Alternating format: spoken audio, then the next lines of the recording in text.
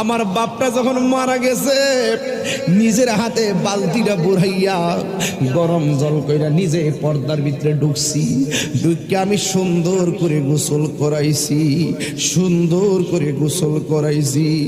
আমার বাপের গোসল করাইয়া শরীরটা মুচ্ছা আমি কাফনের ভিতরে ঢুকাইয়া খাটে শোয়াইয়া নিজে কান্দে লইয়া ময়দানে নিয়ে গেছি।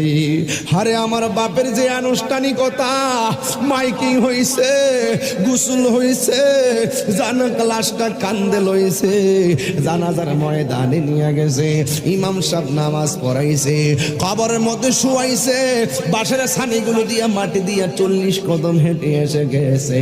এমন একটা আনুষ্ঠানিকতা সাল্লার আজকের মানুষের বাকি আছে না নাই? বাপের আনুষ্ঠানিকতা আমার জীবনেও এমন একদিন হবে।